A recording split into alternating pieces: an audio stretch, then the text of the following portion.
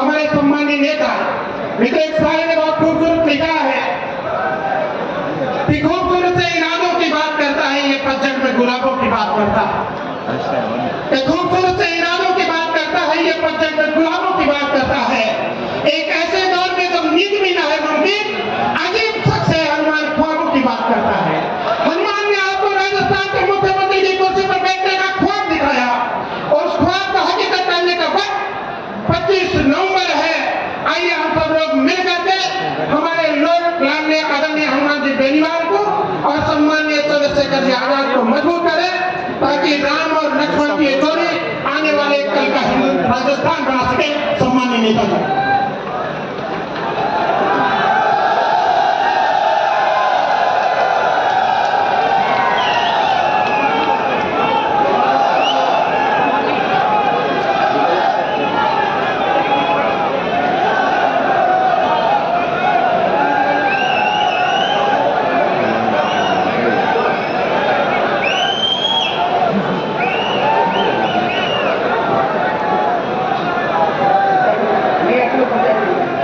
जो पंचायत है वही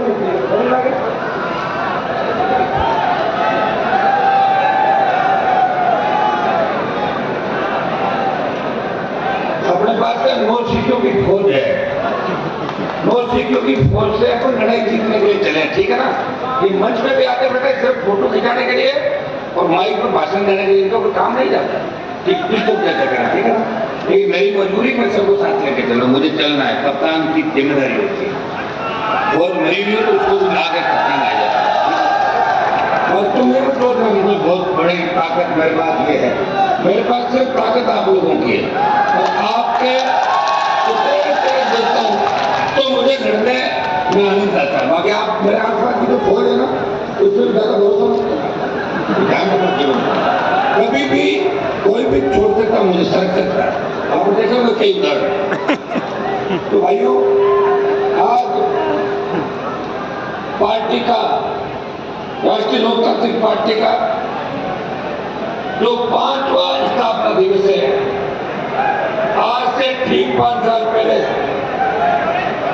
मानसरोवर के अंदर इस राजस्थान के जवान और किसान, दलित शोषित तबके के मन के अंदर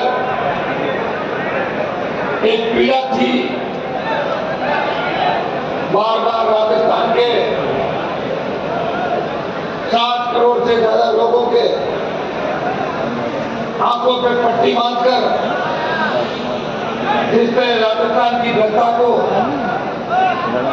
बेवकूफ बनाने का काम कांग्रेस और भारतीय जनता पार्टी कर रही थी।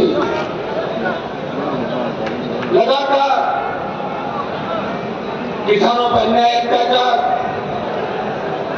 और वसुंधरा सरकार के समय जिस तरह किसान के बेटों के सीने पे पुलिस और अपराधी मिलकर नेताओं के संरक्षण पे गोलियां चला रहे थे, उस वक्त नजदीक से मैंने भारतीय जनता पार्टी और कांग्रेस की सोच को देखा था। वोट हमारा, राज उन लोगों का जिनकी परसेंटेज राजस्थान में कितनी आप भी जानते हो। और वो दोनों पार्टियों के अंदर, चाहे कांग्रेस की सरकार रही, चाहे भारतीय जनता पार्टी की सरकार रही, उन लोगों ने हमेशा राज के मजे लिए। और आज भी आप उठा के देखोगे, कहने को तो 100 गहलोत ओबीसी के मुख्यमंत्री है, लेकिन गहलोत के चारों तरफ जो किचन कैबिनेट है, उस किचन कैबिनेट के अंदर आपको वो चेहरे नजर आएंगे जिनकी सोच किसान विरोधी है। वसुंधरा ने लगातार हम लोगों को समाज का, अलग अलग समाजों का वास्ता दिला के राजस्थान की जनता को ठगा और प्रदेश की 2 बार मुख्यमंत्री बनी और दोनों बार इतना अन्याय, अत्याचार शुरू कास्ट के लोगों पे, जाट, गुजर, मीणा, यादव, इनको पर अत्याचार हुआ। दुर्भाग्य इस बात का है किसान परिवारों को, जो अपने आप को किसानों का सच्चा हितैषी बताते थे, जो किसान कौम को राजस्थान के अंदर 50 साल धोखा देके किसान कौम को कामयाब करने की बात नहीं कर रहे थे, उनका भी ऑपरेशन अशोक गहलोत और वसुंधरा ने मिलकर किया।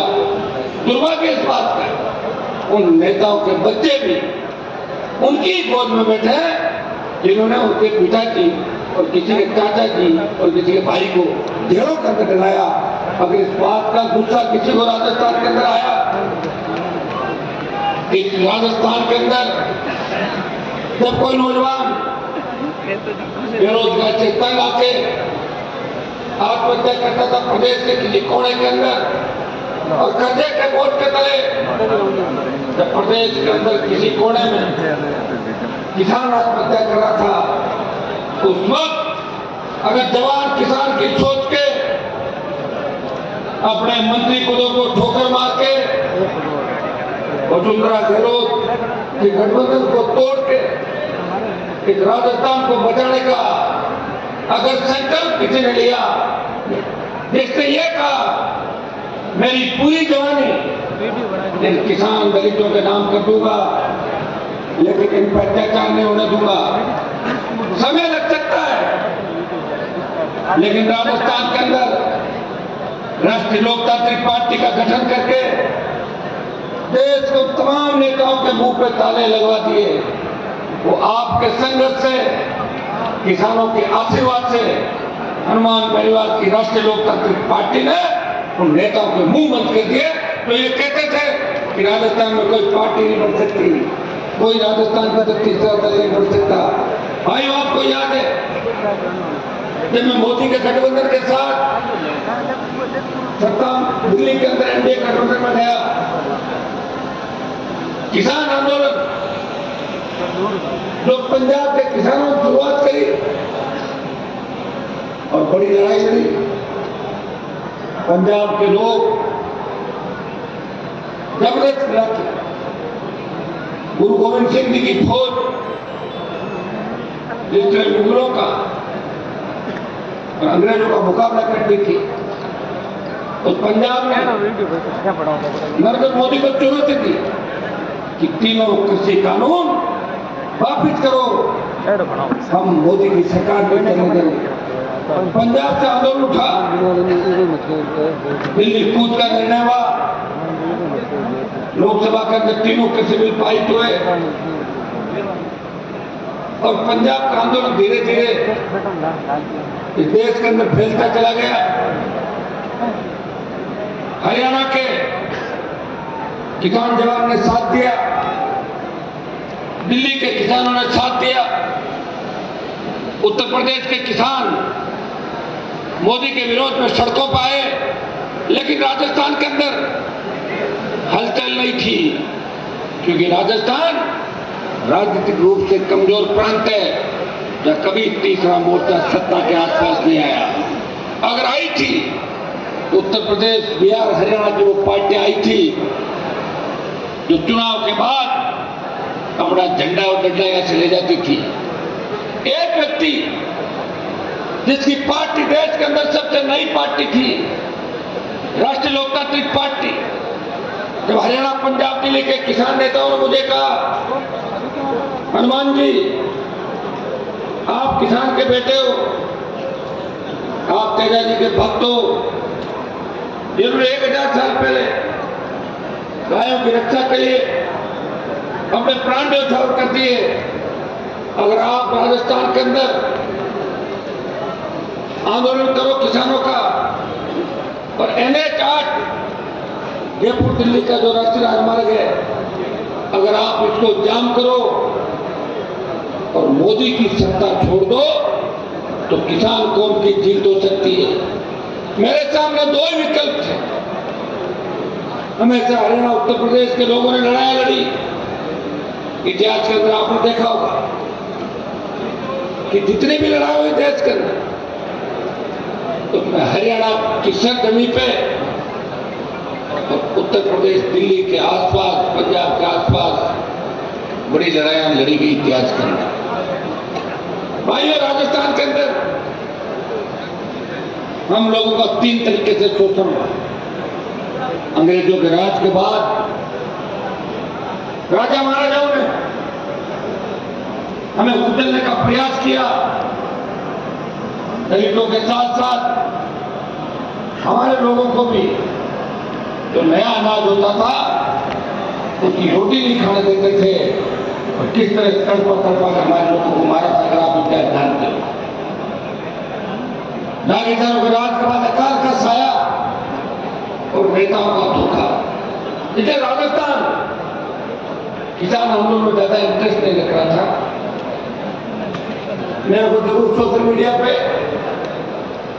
छोटे भाई कहते थे कि हनुमान जी मोदी की गोदी से बाहर आओ, और मैंने चिंता करी कि अब वक्त आ गया है। दो दिन चरण सिंह जी ने, दो दिन देवीलाल जी ने जो किसानों की लड़ाई लड़ी और पूरे देश के अंदर बीबी चेक रहा हूँ जाट, यादव, गुजर, मीणा, मुस्लिम, माली, इन लोगों को एक करके सत्ता के शिखर पर लेके गए। शेरू कास्ट के भाइयों की लड़ाई सर छोटूराम जी और बाबा साहब को देश को संविधान दिया, उनके संविधान का ही परिणाम है कि आज आप वोट डाल रहे हो, नहीं तो वोट डालने का अधिकार भी आप लोगों को नहीं मिलता। जब किसान नेता मैं से हिसाब मांग रहे थे कि हम लोगों ने आपके लिए इतना किया कि आप मोदी को नहीं छोड़ सकते, मुझे गुस्सा आ गया। मैंने कहा आप चिंता नहीं करें, मैं मोदी की सत्ता भी छोड़ूंगा तो किसान को उनकी रखवाली के लिए हनुमान बेरीवाल के खून का एक कतरा की भी आवश्यकता हुई, खून का एक कतरा देके देश के किसान और जवान की रखवाली करेगा। भाइयों, हजारों की तादाद के अंदर शाहजहांपुर बॉर्डर की ओर कूच किया। हमारे किसान जी बैठे रामपुर इन्होंने कोटपुतली के अंदर बड़ी सभा करी और हजारों की तादाद के दरिया से गए और NH-8 जैसे ही हम पहुंचे जाम हो गया। पहले 15-17 लोग छोटे सा बाइक लेके कोने में नारे लगाता था, साइड में NH-8 चल रहा था, रुका नहीं था। ये NH-8 जब गुजर आचरण आंदोलन हुआ, बेहतर गुजरों ने साथ देके निकम्मी वसुंधरा को झुकाया और अपनी कौम के लिए कुर्बानी देने का नया इतिहास राजस्थान की धरती से रचा। कभी NH-8 जाम नहीं हुआ था। अगर NH-8 को जाम करके मोदी की सत्ता को ठोकर मारी तो उत्तर भारत के उस किसान के बेटे ने पड़ोसी थाली को ठोकर मार के इस किसान कौम के रखवाली के लिए सड़कों पर निकल पड़ा। 70 दिन सड़क पर संघर्ष करके आपको जीत दिलाई। ये कोई छोटी लड़ाई नहीं थी और देश में बात चली। उत्तर भारत में अगर सत्ता छोड़ी तो नागौर के सांसद राजस्थान के किसान के बेटे हनुमान बेरीवाल उस मोदी से लड़ाई लड़ी जिस मोदी के आगे पूरा देश की तमाम पॉलिटिकल पार्टियां सरेंडर हो गई थी। उसको छोड़ के अपने भाइयों के साथ सड़क पर निकल पड़ा। उसको न ईडी का डर है न CBI का डर है। देश के अंदर जब देश का जवान तकलीफ में था, इस लोकसभा के अंदर सबसे ज्यादा बेरोजगार जवानों के मुद्दे किसी ने उठाए और सेना को ठेके में दे दिया। उस वक्त कोई व्यक्ति अगर झंडे के साथ सड़क पे आया तो 543 सांसदों में से एक सांसद है जो आपका भाई है, जिसे बहुत ज्यादा प्रेम आप करते हो, उसने कहा कि मेरे छोटे भाई की लड़ाई मैं लड़ूंगा। लोकसभा ऑल पार्टी मीटिंग और जोधपुर में 2 लाख जवानों की रैली करके मोदी को चेतावनी दी, आ रहे दिल्ली की तरफ, तैयार हो जाओ, किसान आंदोलन में आपको हराया था, जवान आपको हराएगा। हम उन किसानों के बच्चे हैं जिनकी संतानों ने देश की रखवाली के लिए 65-71 कारगिल की जंग हो या पैरामिलिट्री फोर्स, ये जो पुलिस के जवान खड़े हैं या RSC के जवान खड़े हैं, या दुश्मन जब आंतरिक सुरक्षा को लेकर खतरा पैदा करता है तो हमारे किसान के बेटे दुश्मन को ढेर कर देते हैं। इन देश के जवानों की रखवाले के लिए कोई आया तो नागौर का सांसद था, लेकिन मोदी से टक्कर ली और परिणाम यह हुआ कि डरी हुई मोदी सरकार 25% अग्निवीर लेने की बात करी थी, 75 को वापस भेजने की बात करी थी। उन्होंने कहा कि 50% को सेना में रख लेंगे, 50 वापस जाएंगे। मैं आपको विश्वास दिलाता हूँ कि राजस्थान के सेमीफाइनल के अंदर, ये देश का सेमीफाइनल है, इस सेमीफाइनल के अंदर अगर आपने भारतीय जनता पार्टी को हरा दिया, मोदी से सारा हिसाब सूद सहित चुका दिया।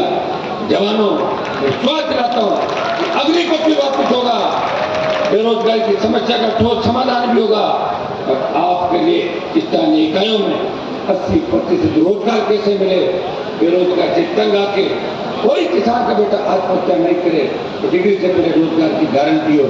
ये जब भी होगा तो भाजपा के खिलाफ आप वोट करोगे, कांग्रेस के खिलाफ वोट करोगे और आप उन दिनों को याद करोगे जब आपके लिए कौन लड़ रहा था, किस तरह मोदी की सरकार ने जाट समाज के नौजवानों का जो हरियाणा में आरक्षण आंदोलन के अंदर अपने समाज के आरक्षण देने की मांग कर रहे थे, शांतिपूर्वक मांग कर रहे, मेरे छोटे भाइयों पे पुलिस और मिलिट्री ने गोलियां चला के 50 के आसपास बच्चों को मौत के घाट उतार दिया।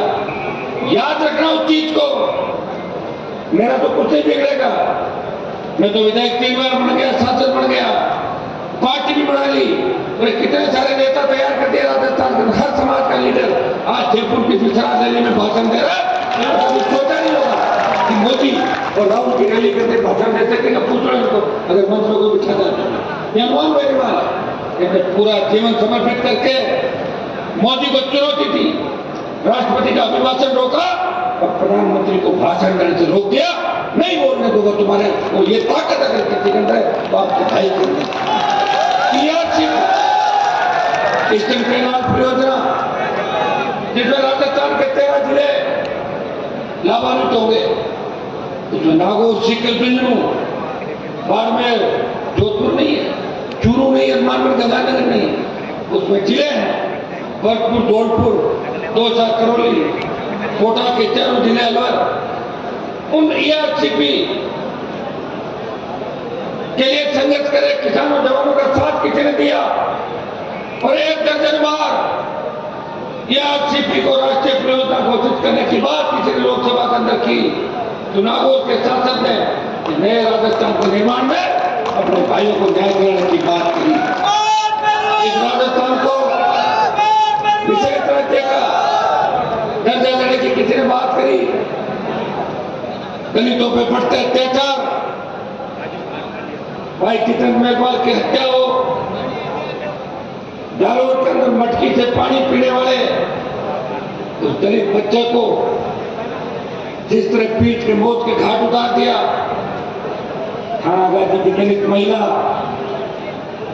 जिसका वीडियो वायरल किया और उसमें भी किसी ने मुकदमा दर्ज होके अगर कोर्ट में चालान हुआ, तो नागौर का सांसद है तो लड़ने के लिए दौसा के रेलवे ट्रैक पर गया था। इस राजस्थान का ऐसा कोई इलाका नहीं, ऐसा कोई जिला नहीं जिनके लिए लड़ने के लिए मैं वहां नहीं गया। जब प्रतापगढ़ दरियावत के अंदर हमारी आदिवासी बहन को निर्वस्त्र करके घुमाया, उस बात को भी मजबूती से उठाया। मेरे आरएलपी के तीनों विधायक मौके पर गए और मैंने मांग करी कि कलेक्टर एसपी भी हटने चाहिए। जो बीच प्रणाली है वो फेल थी, इसकी वजह से 3 दिन बाद FIR हुई। इस राजस्थान के जो लंबित मुद्दे हैं देश के अंदर, हनुमानगढ़, गंगानगर के अंदर पानी को लेकर जो लंबे आंदोलन चले, मैं हनुमानगढ़ भी गया और पहली बार हनुमानगढ़, गंगानगर के 250 से 500 किसानों को लेकर पंजाब के मुख्यमंत्री को कहा कि आप मेरे मित्र हो, हम चंडीगढ़ नहीं आएंगे। उन्होंने कहा आधी दूर में आ जाओ, तुम भटिंडा आधी दूर आप आ जाओ। और पहली बार शायद गंगानगर, हनुमानगढ़ के किसानों ने किसी मुख्यमंत्री के साथ बैठ के चर्चा करी, बात करी और पंजाब से पानी वापस राजस्थान का हिस्सा दिलाया। लेकिन 2 दिन बाद कांग्रेस और अकाली दल ने पंजाब में आंदोलन किया और कहा कि पंजाब का CM पंजाब का पानी राजस्थान को देगा। वैसे पानी का जो हिस्सा है वो केंद्र सरकार तय करती है। आज हरियाणा पानी के मामले में राजस्थान को आंख दिखा रहा है, पंजाब आंख दिखा रहा है, मध्य प्रदेश आंख दिखा रहा है। आंख क्यों दिखा रहा है? क्योंकि हमारे यहाँ के नेतृत्व कमजोर है, यहाँ के मुख्यमंत्री कमजोर है, वो राजस्थान का विकास करने का नहीं सोचते, वो अपने घर का ही विकास करना चाहते हैं। गहलोत साहब को चिंता है, खुद के बेटे की चिंता है कि मेरे बेटे को सांसद कैसे बनाऊं, विधायक कैसे बनाऊं, राज्य में स्थापित कैसे करूं, और वसुंधरा की चिंता की। तो हमने उस बेटे की चिंता की जिससे शायद आप मिले हो क्या कभी। एक बार काम करना, वसुंधरा जी के बेटे से मिलके 15 मिनट बात कर लेना, और जब आप खुद ही उसको बता दोगे कैसा है, खुद ही बता दोगे आप लोग मेरे कहने क्या तो चिंता करी, इसको मैं नेता बनाऊंगा। उन लोगों को छोड़ दिया जो लगातार उसके साथ संघर्ष कर रहे थे। 25 साल के अंदर जिससे राजस्थान में कपड़े घोटाले हुए, गहलोत ने माथुर आयोग बनाया, वसुंधरा के पीए को पकड़ा कमठान कालीन चोरी के केस के अंदर, और उसको छोड़ दिया वापस, मुकदमे में एफआईआर हो गई। और वसुंधरा ने गहलोत की मदद करी जब सरकार गिरी थी राजस्थान के अंदर।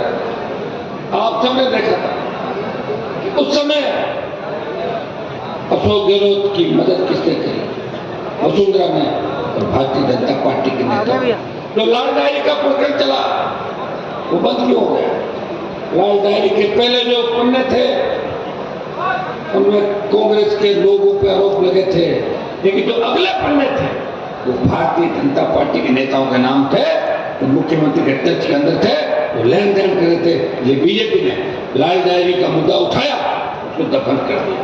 ये लाल डायरी का इश्यू था। ये मिलाजुली का खेल राजस्थान के अंदर चला, उसका परिणाम यह हुआ कि सांप से कवाटी अंचल गेंदबाज की घटनाओं के अंदर हमारे किसान के बेटे जो भोले होते हैं, जो समझते नहीं है, कभी रात नहीं किया, उनका यूज हुआ, कोई भी उनको ले जाता है और ले जाके थोड़ा सा माइंड वॉश करता है और उसकी वही चल पड़ते हैं। वो अपनी कौम के खिलाफ लोगों के भी नारे लगाते हैं। ये गैंगवार की घटनाएं हुई, और गैंगवार के अंदर हमारे बेटों के हाथ में बंदूक देके हमारे लोगों की हत्याएं राजस्थान के अंदर करवाई गई। जीवन गोदारे से लेके 1 दर्जन से ज्यादा हमारे बच्चे मौत के घाट उतार दिए गए। पीछे दिमाग किसका चल रहा था आपको पता है। इस राजस्थान ने एनकाउंटर का दंश भी खेला। जब एक किसान के बेटे को भारतीय जनता पार्टी के बड़े नेता के इशारे पर पुलिस की एडिशन भी थी, आईजी, एसपी, और हमारे समाज के 5-6 थानेदार सीआई जाते हैं, उसको मौत के घाट उतार देते हैं और कहते हैं कि रिलेटिव प्रमोशन दो। अगर उनको जेल में डलाने का काम किसी ने किया, उस किसान के बेटे के परिवार को न्याय दिलाने का काम किया, तो नागौर के सांसद में बड़ी लड़ाई लड़ी और तमाम नेताओं को जेल की सजा को पीछे डलाया, और पुलिस के बड़े अधिकारियों को भी जेल के फाटक खुलवा के अंदर डलवाया। और एनकाउंटर की बात छोड़ो, वो तो नाम से घबरा जाते हैं। बात मत करो, हमारा ब्लड प्रेशर हाई हो जाएगा, बात मत करो, जिंदगी में भूल हो गई। ये ऐसा हनुमान बेनीवाल ने राजस्थान के अंदर कराया। जिद्दी वसुंधरा जो घमंड में चूर थी,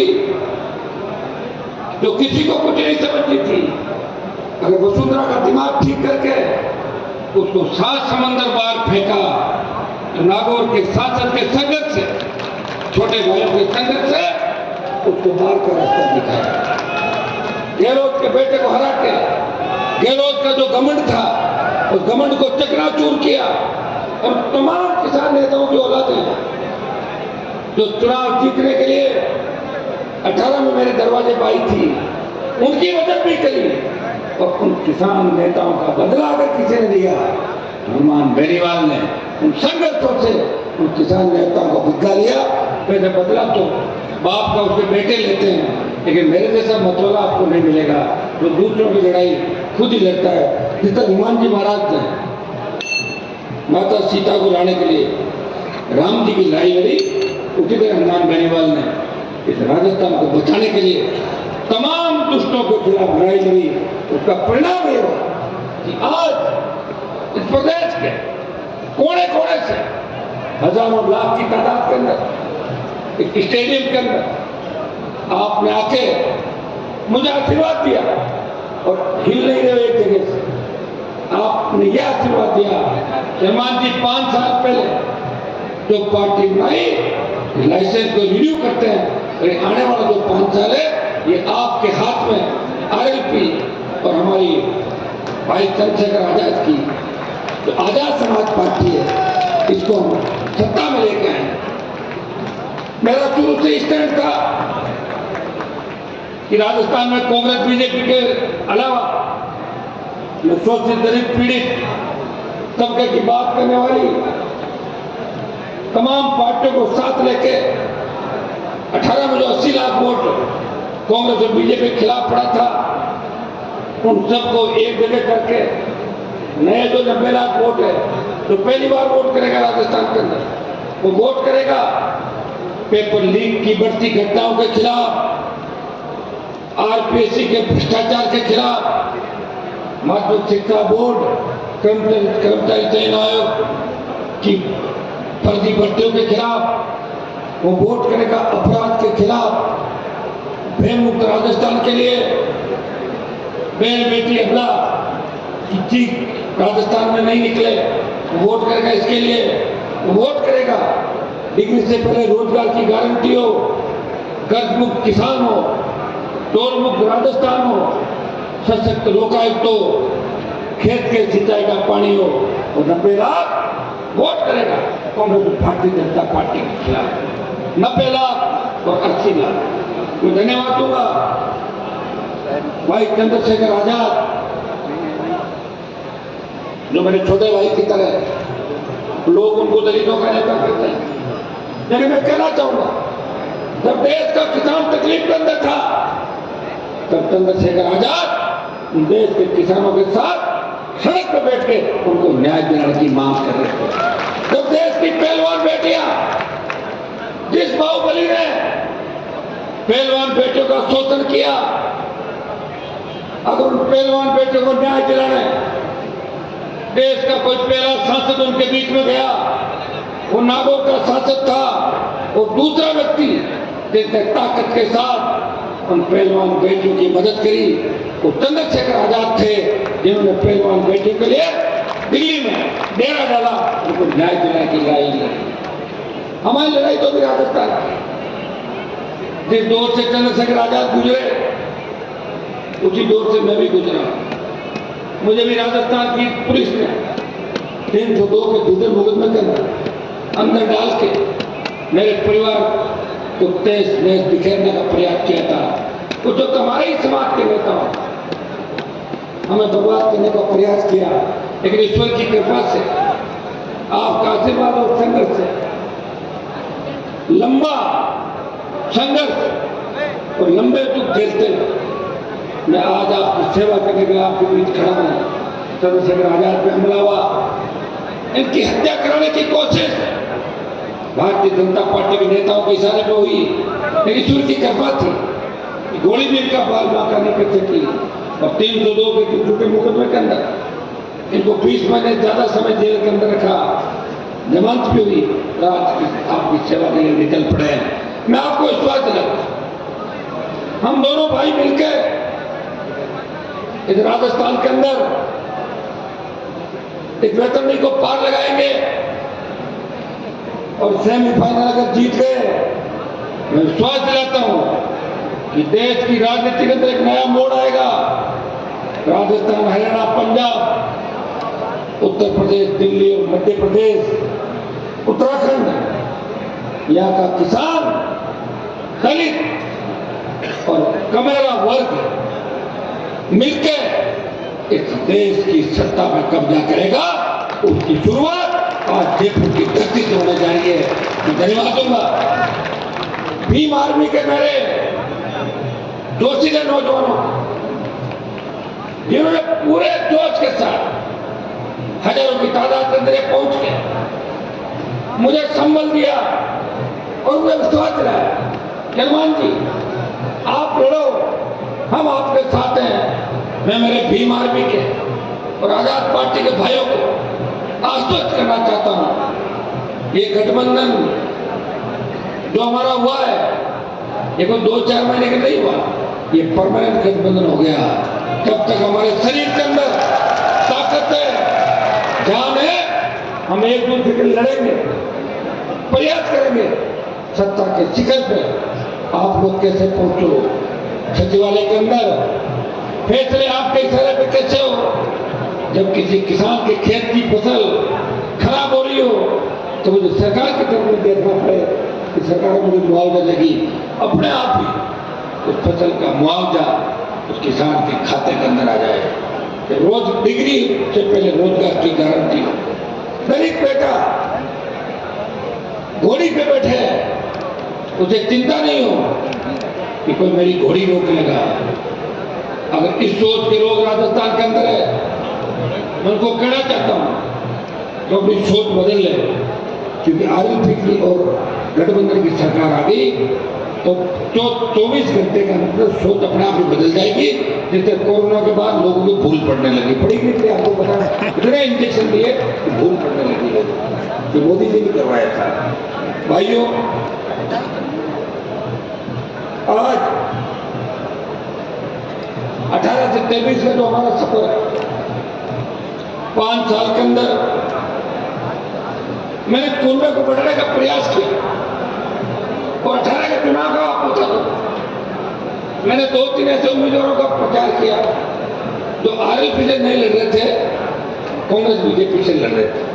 उनके प्रचार के अंदर में गया था, कांग्रेस बीजेपी को हराओ, ये किसान के बेटा है, इनको जीता।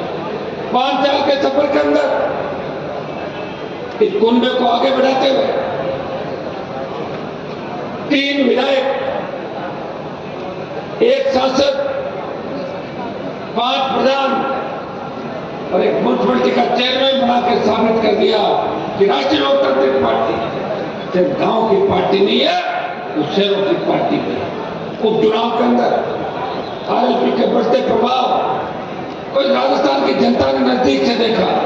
जब मेवाड़ के बल्लभ नगर के अंदर राष्ट्रीय लोकतांत्रिक पार्टी 50,000 वोट लेके दूसरे स्थान पर थी और भारतीय जनता पार्टी की जमानत जब्त करा देते, वोट बदले 30,000, 18 नीम का थाना 27,000, सीकर 30,000, भीलवाड़ा का सिंध के अंदर 40,000 से ज्यादा, कपासन में 30,000, चौमू में छोटे भाई छुट्टन यादव बैठे 40,000, ऐसे करके बाड़मेर, जोधपुर, नागौर, बीकानेर और जो उपचुनाव है राजस्थान के और उपचुनाव में सरदार शहर के अंदर 47,000, सुजानगढ़ में 33,000, साड़ा और तमाम जगहों पर राष्ट्रीय लोकतांत्रिक पार्टी ने साबित किया कि राजस्थान का अगर कोई तीसरा मोर्चा है, इन दोनों पार्टियों के खिलाफ मजबूती से कोई लड़ाई लड़ सकता है, तो राष्ट्रीय लोकतांत्रिक पार्टी है जो तीसरे विकल्प के रूप में आगे बढ़ सकती है। जब 23 का चुनाव आया, ये चुनाव के अंदर सबकी इच्छा थी कि चंद्रशेखर आजाद की पार्टी से आरएलपी का गठबंधन हो। वैसे बसपा ने भी 2 बार 6 सीट जीती थी यहाँ पे, वो भी संघर्ष कर रहे हैं। दुर्भाग्य से दोनों बार कांग्रेस पार्टी ने बसपा के 6 विधायकों को खरीद फरोख्त करके एक राजनीतिक भ्रष्टाचार की शुरुआत की और बसपा को खत्म करने का काम कांग्रेस ने राजस्थान के अंदर। आपकी इच्छा थी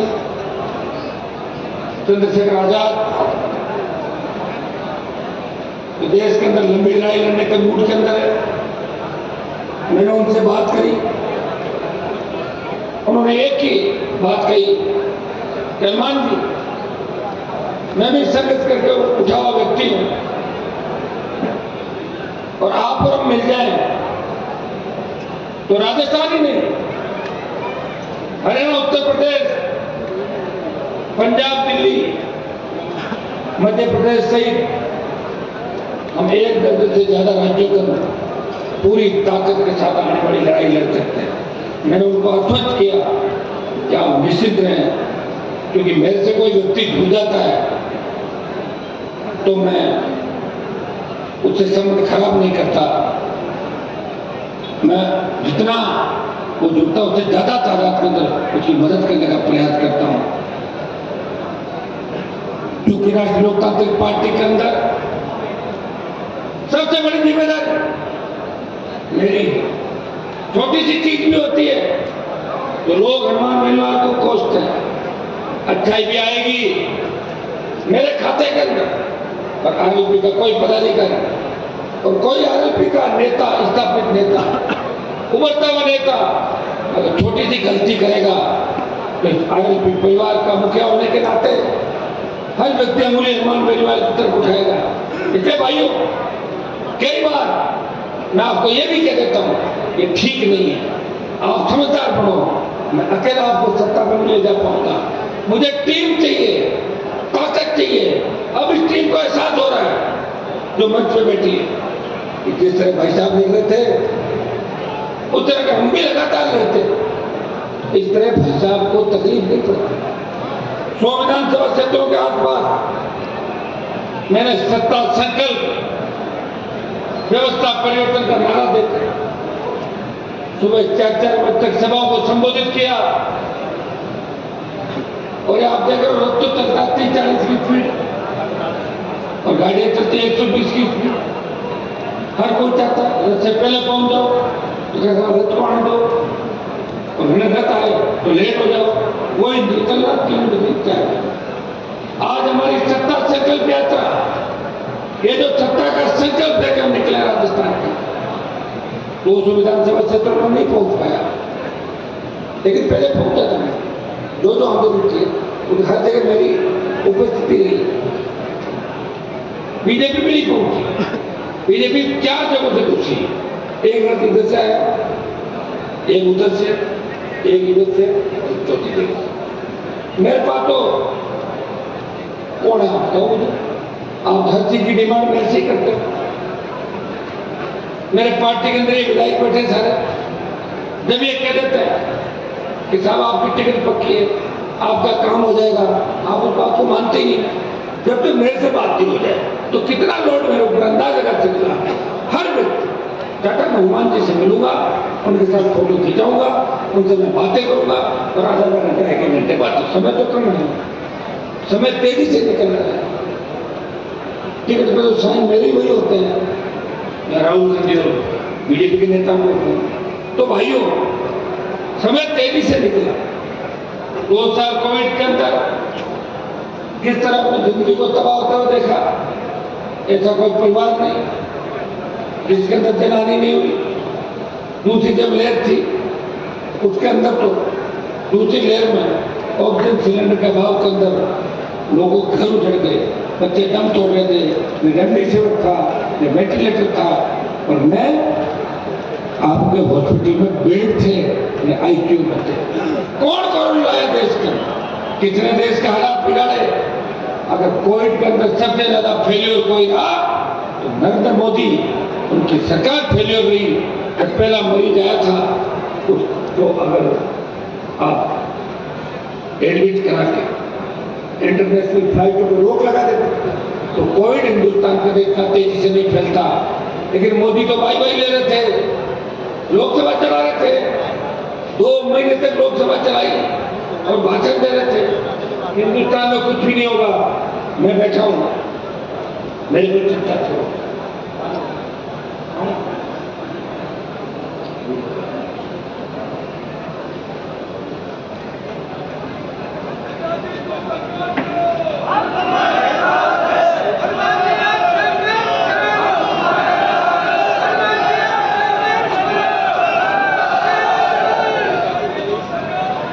कोविड का दंश देश और प्रदेश के हर परिवार ने झेला। जब मोदी भाषण दे रहे थे 20 जनवरी के अंदर, तो हमें भी लगा कि मोदी की कोई बात होगी ऊपर, कह रहे कोई नहीं आया, तो बात होगी प्रधानमंत्री की। और ऐसा कोविड आया कि मोदी मंत्रिमंडल के लोग भी स्वर्ग सिधार गए, कई सांसद ऊपर चले गए, कई एक्टर चले गए, कई डॉक्टर चले गए और कई अधिकारी चले गए, और हमारे जैसे लोग मरते मरते बचे थे क्योंकि आपकी दुआएं थी, आपका आशीर्वाद था। उस मौत के मुंह से निकल के एक नई जिंदगी अगर दी तो आपके आशीर्वाद से मिली। उस दिन हमने तय कर लिया था हमें जो नई जिंदगी मिली है वो किसान और जवान, शोषित और पीड़ित तबके के नाम, तो कितना ही लंबा लड़ना पड़ जाए मैं लड़ूंगा और मेरे भाइयों को सत्ता के अंदर में लेके आऊंगा। ये सपना सोच के अगर सेवक बन के, मंत्री पदों को ठोकर मार के, संतरी बन के इस देश और प्रदेश के अंदर किसी किसान के बेटे ने सेवा की, वो नागौर का सांसद है, काजल की कोठरी में रहते हुए कोई दाग नहीं लगाया, कोई ये नहीं कह सकता जनमान महिमान जमीनों का काम करता है, कोई ये नहीं कह सकता कि डोडा पोस्ट के काम करता है, कोई ये नहीं कह सकता कि टोल में पार्टनरशिप है, कोई ये नहीं कह सकता कि माइनिंग माफिया के साथ पार्टनरशिप है, कोई ये नहीं कह सकता कि बिजली का कारोबार करता है। वो कुछ नहीं करता, वो आपकी सेवा करता है।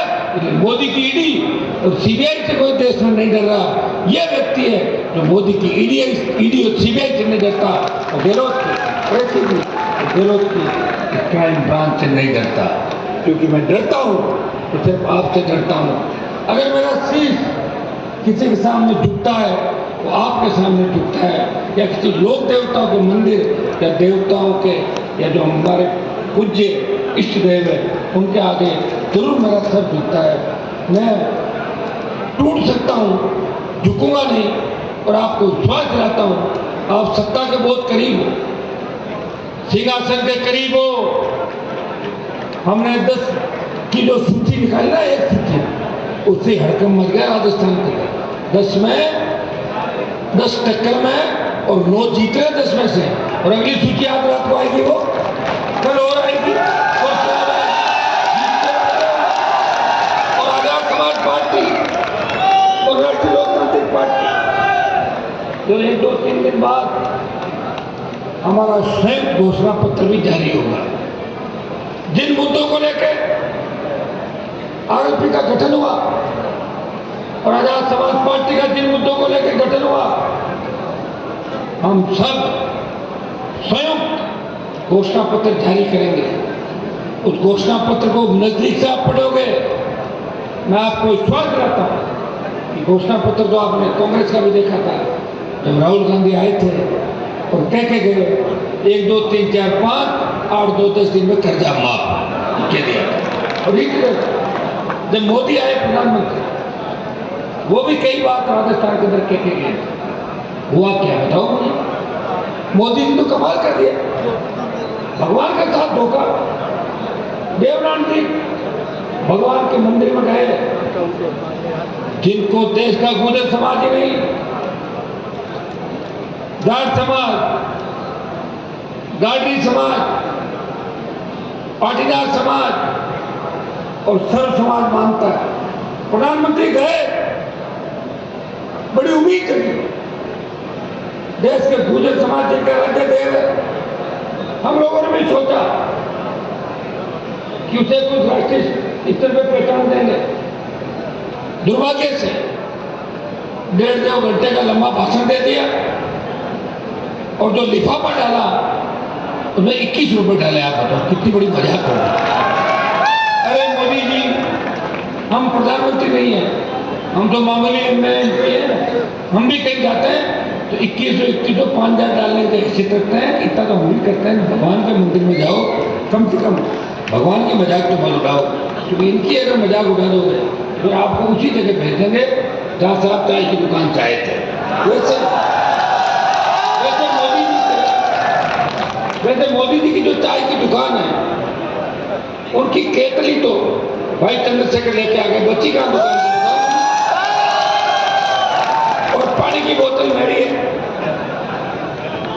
तुम्हें आवश्यकता हो खुद पेयजल और ठंड आ गई, सर्दी है, तो चाय की आवश्यकता पड़ेगी। गर्मा गर्म चाय के लिए केतली भी आ गई तुम्हारे इस चुनाव के अंदर। तो केतली और बोतल ये मिलके इस राजस्थान को नई दिशा देगी। मैं आपको इतना ही कहना चाहूं, गठबंधन के बाद कांग्रेस और भारतीय जनता पार्टी के नेताओं की तबीयत खराब होना शुरू हो गई। कोई तो सीट बदलना चाहता है, कोई फार्म भरने की तारीख पूछने के लिए पंडितों की शरण में जाके कहते हैं कि कितने बजे का मोर शुभ है, 15 मिनट आगे पीछे दिक्कत तो नहीं होती, आगे निकले उनका गठबंधन हो गया। ये जो जोश और जज्बा भी रक्त यहां तक आया और यहां तक जब रक्त पहुंचा, उसमें जो जोश जुनून आपके अंदर था और जो सोशल मीडिया के अंदर जिस तरह भीम आर्मी और आरएलपी के जवान साथ चल रहे हैं, जो नारा वो लगा रहे हैं, जो नारा देश की आजादी से पहले लगा था, जिस नारे के साथ हम हमेशा आगे बढ़े, मैं मेरे दिलीप भाइयों को याद दिलाना चाहता हूं। कुछ घटनाएं, कुछ अपवाद हो सकते हैं, हो सकता है कि कुछ एक जगह हमारे लोगों ने भी आपके दिल दुखाया होगा, लेकिन आप याद करो 1930 से लेके और 2010 तक का दौर, उस समय हम एक थे, भाई थे, एक दूसरे के खेतों में भरोसे के साथ कोई खेती करता था तो जाट समाज की खेती मेघवाल समाज और मेघवाल समाज की खेती जाट समाज के लोग मिलकर करते थे, एक दूसरे की मदद करते थे। आज भी गांव के अंदर जो हमारी संस्कृति और कल्चर है, जब आवश्यकता पड़ती है तो दोनों समाज एक दूसरे के काम आते हैं। जब जागीरदारों के खिलाफ जंग चल रही थी, उस समय भी हमने मिलकर लड़ाई लड़ी और जागीरदारों की गोलियों का शिकार कई जगह हम साथ हुए। हमें उस अच्छे वक्त को याद करना है कि जब हम साथ थे। और आज जो बुरा वक्त है वो किसने दिया बुरा वक्त, मैं बताओ आपको। वो बुरा वक्त अगर किसी ने दिया तो कांग्रेस और भारतीय जनता पार्टी आज को बुरा वक्त है। अगर हमारे नेताओं की सोच ठीक होती, 60 साल पहले इस राजस्थान के प्रत्येक खेत के अंदर सिंचाई का पानी आ सकता था, या इतने कॉलेज यूनिवर्सिटी खुल जाते, गांव-गांव स्कूल, सड़कें, शुद्ध पेयजल की व्यवस्था हो जाती। हमारे बेटे बेटियां भी जर्मनी, इंग्लैंड, अमेरिका के अंदर पढ़ते। दुर्भाग्य से हमारे नेताओं ने हमें धोखा दिया, हमारे समाज को धोखा दिया और हमारे समाज के साथ रहने वाले तमाम उन समाजों को धोखा दिया जो हमारे समाज को नेता के रूप में स्थापित करके मानते थे। उनकी सोच ठीक नहीं थी, उसका परिणाम हमें भुगतना पड़ रहा है। उठो, अपनी ताकत को पहचानो। सबसे ज्यादा नौजवान अगर जुड़ा हुआ राजस्थान का राष्ट्रीय लोकतांत्रिक पार्टी और भीम आर्मी के साथ जुड़ा हुआ है, दोनों हाथ मिला लो। कांग्रेस और भारतीय जनता पार्टी के बूथों पे एजेंट नहीं मिलेंगे, ज्यादातर बूथ खाली रहेंगे, ये मैं आपको। और भाइयों, आजादी के आंदोलन के अंदर जो लड़ाई हुई, वो लड़ाई वहां पर देखा कि तात्या टोपे, मंगल पांडे, नेताजी सुभाष चंद्र बोस और भगत सिंह, जिन्होंने 23 साल की उम्र कर साधन की, और नौजवानों ने जब आह्वान किया कि अंग्रेजों भारत छोड़ो, नहीं तो घर में घुस के एक को मारेंगे, डरे में अंग्रेज भागे। ये नारा आपको राजस्थान के अंदर देना है। नौजवानों की ताकत अगर सही सोच के साथ चलेगी, सोशल मीडिया के सदुपयोग के साथ साथ एक एक व्यक्ति तय करेगा आज से कि हम आरएलपी आजाद समाज पार्टी के सिपाही हैं। इन पार्टियों के नाम अलग हो सकते हैं, लेकिन अब हम एक हैं, मिलकर लड़ेंगे। राजस्थान की सत्ता में कब्जा करना है। 25 दिन का समय अगर आपने निकाल दिया और 25 दिन मजबूती दिखा दी, मैं विश्वास दिलाता हूं, जिस तरह छोटे भाई चंद्रशेखर के कहते थे, जिस दिन उनका जन्मदिन वो स्वर्णिम बन जाएगा और आजाद समाज पार्टी का बड़ी शुरुआत इस राजस्थान की धरती से होगी। तो आजाद समाज पार्टी के कई विधायक बढ़ते राजस्थान की विधानसभा का लड़का है। मैं आपको इतना विश्वास दिला कि मेरी तरफ से जिस तरह 20-25 साल लड़ा, किसी तरह की कमी महसूस नहीं होने दूंगा, लड़ूंगा और अपने लोगों को उनका हक और अधिकार दिलाऊंगा।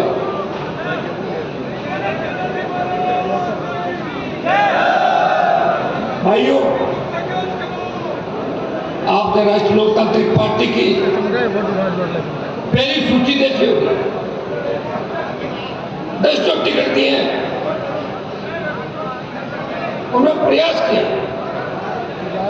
बावरी समाज की बहन इंदिरा बावरी मेरी पार्टी की विधायक, कभी सोचा नहीं होगा कि मारवाड़ से भी कोई बावरी समाज का विधायक चुन के राजस्थान की विधानसभा के अंदर जाएगा। बहुत बड़ी तादाद है, 15-20 सीटों में मारवाड़ थे। कांग्रेस बीजेपी ने कभी टिकट नहीं दिया। आरक्षित सीट पे तो दोनों पार्टियों उम्मीदवार उतार दिए। हमारे कोलाई के रघुराम जी पवार बैठे हैं। अगर जनरल सीट में किसी मेघवाल समाज के बड़े नेता को टिकट देके और जीतने का भरोसा दिया तो राष्ट्रीय लोकतांत्रिक पार्टी ने कहा, राम जी आप तो आ जाओ, टिकट की घोषणा भी हो जाएगी और आप विधायक बन के राजस्थान की विधानसभा पहुंच जाओगे। लेकिन नया इतिहास इस कोलाइत की धरती से रचेगा कि कोलाइत में मेघवाल समाज का बेटा भाजपा कांग्रेस को हरा के, बड़ी ताकतों को हरा के राजस्थान की विधानसभा का ये कई सीट टिकट और आएंगे। आप देखना, जहां सामान्य सीट में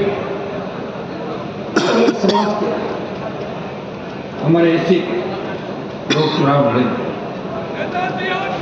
भाइयों, आज जिस तरह नारी महिला उत्पीड़न के अंदर हमें 1 नंबर पर आए, लोग मजाक उड़ाते जब सेंट्रल में बैठते हैं। यूपी बिहार के एमपी मुझसे पूछते हैं, हनुमान जी हमारे यहाँ तो आपके फर्जी मार्कशीटों का कारोबार थोड़ा कम हो गया, अगर राजस्थान में तो फर्जी मार्कशीट मिलती हो तो वहाँ रेट क्या चल रही है? अरे मैंने कहा वहाँ रेट कौन सी, मुझे पता नहीं कहाँ मिलती। कितना बदनाम राजस्थान हो गया, जो कि इज्जत थी राजस्थान की, उस राजस्थान की इज्जत को नीलाम करने का काम किया तो वसुंधरा ने और अशोक गहलोत के गठबंधन ने उस राजस्थान की इज्जत को तार-तार करने का प्रयास किया। लगे हुए माथे के कलंक को अगर मिटाना है तो आपको एक बार नारा देना होगा, जिस तरह अंग्रेजों भारत छोड़ो हम आ रहे हैं, आपको नारा देना होगा, कांग्रेस भगाओ, भाजपा भगाओ, राजस्थान बचाओ और आरएलपी और Azad Samaj party SP, RLP SP गठबंधन को लाओ, ये आपको नारा देना होगा। 5-4 मिनट और खेच लोगे थोड़ा सा।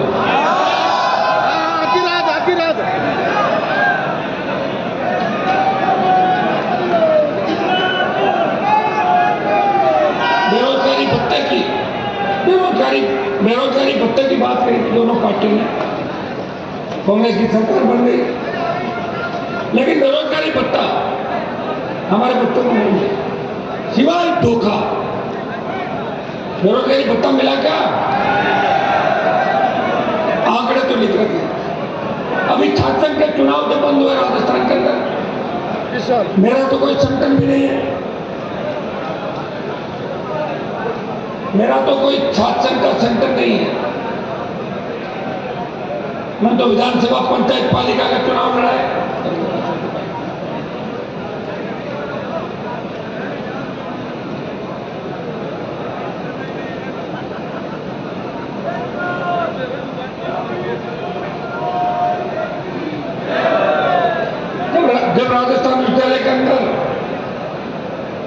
मेरे छोटे भाई आंदोलन कर रहे थे और उन्होंने मुझे कहा कि भाई साहब आप इस तरह का देख रहे हो, आप मदद नहीं करोगे तो कौन करेगा।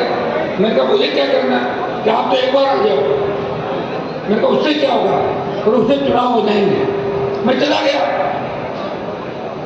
दूसरे पार्टी में जो हमारे अध्यक्ष थे, कई विधायक सांसद मंत्री हैं, मैंने कहा उनको भी बुलाओ, हम सब यहीं से तो निकले राजस्थान में, वो भी अपना परिवार। बुलाया, कोई नहीं आया। बच्चों का आंदोलन करो, मैंने कहा आंदोलन चालू करो। हमने रैली की घोषणा करी और 1 महीना